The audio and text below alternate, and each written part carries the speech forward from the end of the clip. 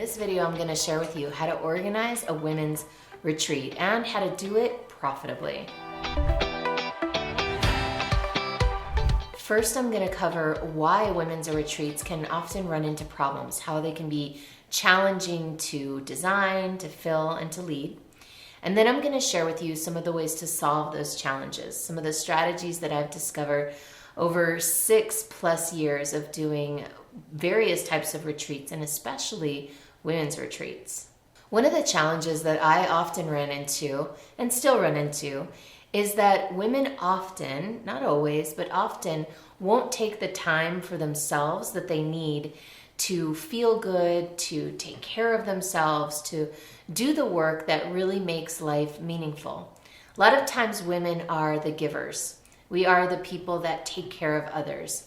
And in doing that, we often don't take care of ourselves. So one of the biggest challenges you're going to find is getting women to actually enroll and commit to taking the time away from their families, from their jobs, and just focusing on themselves. Another issue or challenge that a lot of people run into is that they themselves don't take care of themselves, in the sense that you might create an event or an experience and you're so excited to give it to people that you don't charge enough for it, and you end up not making enough money at it. So the solution to all of these issues that I've brought up, and many more that I haven't even mentioned, are to have a really solid framework and big picture for what you're going to create, how you're going to deliver it, how you're going to enroll people in it, and how you're going to monetize it. So there are 5 key things that I want to run through in this video. The first thing is to get really clear about why. What is your purpose? What is your intention in creating this retreat? What is the bigger picture of why you've decided to do this? And if, by the way, you're just looking to make money, that's not enough. The thing about it is that leading a retreat and having it be a powerful experience requires your total focus and attention. If you're just doing it to make money, honestly, I would tell you that there are a lot of other easier ways to make money than retreats. So go a layer deeper and ask yourself, what is really calling you to this type of business? What is really calling you about this format? What are you looking for? Maybe you want to have closer bonds with women. Maybe you want to develop yourself too. These are all really great reasons to create an experience for others. So I highly encourage you to look into what's the deeper desire, what's the deeper need that you are trying to solve here. The next thing to think about is who. Now, I know we've talked about you already doing a retreat for women, but I'm a big believer in narrowing the focus and highlighting specific women. Now, that doesn't mean that you have to have a narrow niche of women forever, but I'm a big believer in starting out with a clear focus and expanding from there. So I'll give you an example. When I started out doing women's retreats, I was working specifically and primarily with women entrepreneurs. And the reason for that is that women entrepreneurs have unique problems and challenges they face, and they wanted to be around other women entrepreneurs. And actually, if I think about it more deeply, I wasn't just working with women entrepreneurs, I was specifically working with women entrepreneurs who wanted to use speaking as a strategy for their business, to grow their business. The thing about understanding and narrowing your focus on an audience is that it often makes it clear that there are certain very unique and specific problems that you can help them with. Now, it's one thing to have a women's retreat, but it's quite another to have a women's retreat that's full of moms who are working outside the house and struggling with small children.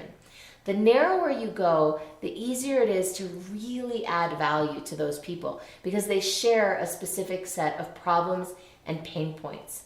So one of the things I like to do when I'm designing a retreat is get into the mind of my ideal audience and ask myself, what is really keeping them up at night? What is the problem that they know they have and they're actively looking to solve? And what's the problem that they don't know they have? What's the blind spot that's holding them back that they're not even aware of? Then I weave these problems into my plan, into my retreat promise. The retreat promise is the outcome that your clients, that your enrollees can expect to get from the retreat. And the retreat promise is actually the core of the third item in the framework, which is the what. What is the value proposition of your event? What are they going to walk away with? What is the big, juicy outcome that they want and need and will invest in? And you might even have to make it something that's not just for them. A lot of times, like I said earlier, women won't invest in the things that they need, but they'll invest in the things that other people need. So can you connect this investment in this retreat, in this experience, to being a better mother, being a better employee, being a better business owner, being a better wife, being a better sister or daughter, or whatever it is that matters to your ideal audience? Now is where we get into the nitty-gritty. This is the how. This is how you're going to deliver this experience. I'm going to give you a whole bunch of different things that are involved in delivering a great retreat experience for women. First thing you want to consider is, how are you going to price this experience? What is the value of it? And be careful here. Don't undercharge. This is a really common thing that I run into with especially women leading women's retreats. They tend to undervalue what they're offering. Another thing to think about are, what is the time frame? What is the amount of time that you need to plan the event, and how long do you want to host the event for? Another question is, where are you going to host the event? Now, by the way, I have an entire video which you can click to up here. It's all about finding a venue for your women's retreat, so I'm not going to go deep into that here. Another thing to think about as you create the how of the experience is, who is going to support you and help you in delivering this retreat. One of the biggest challenges that I faced when I first started doing this business model is that I tried to do it all by myself. And actually, this is a thing that women do, right? And so in order for me to be able to help women to empower themselves, I had to be willing to empower myself and accept support from others in planning and executing my retreats. Another thing obviously to consider is, what is the content of the retreat? What kind of activities are you going to have? And really think about, how can you mix up the format of these activities so that you're not doing the same thing all day, every day. So mixing up the format might look like doing certain activities to focus on the body, other activities that are more for the brain or for the mind, others that are more emotional in nature, and even some that are spiritual in nature. And when I say spiritual, I'm not talking about religious, but rather spiritual in the sense of connecting to something greater, which could actually be religious if that's the audience that you're going for. Another really important consideration is food, of course. Especially if you're doing a wellness retreat, you want to give a lot of thought to how you're providing food and what kind of food you're providing. Here's one tip though. One of the issues that I see happen is people that run retreats and want to offer and support and pay for all of the meals in the retreat. I personally don't think that that's necessary in order to have a great retreat. One of the things that we do in our retreats is we actually have cook-offs, potluck dinners, cooking competitions, cooking games. We do things so that everybody participates in the experience of creating the food and preparing it, and also delivering and eating it. And lastly, another thing to think about is what comes after the retreat.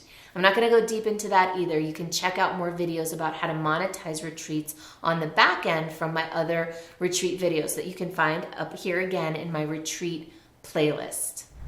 So we've covered the why, the who, the what, and the how. And the last thing to cover is what I call the now, which is, what is the very first next step to take if you want to really go further with this? Well, I highly recommend booking a call with me or someone on my team to learn if and how we can support you in designing your retreat, filling it, and monetizing it. You can do that by registering at the link below. It'll take you to a place where you can book a call either on my calendar or on someone's calendar on my team. You can do that at superstaractivator.com/go, or you can click on the link below. See you soon.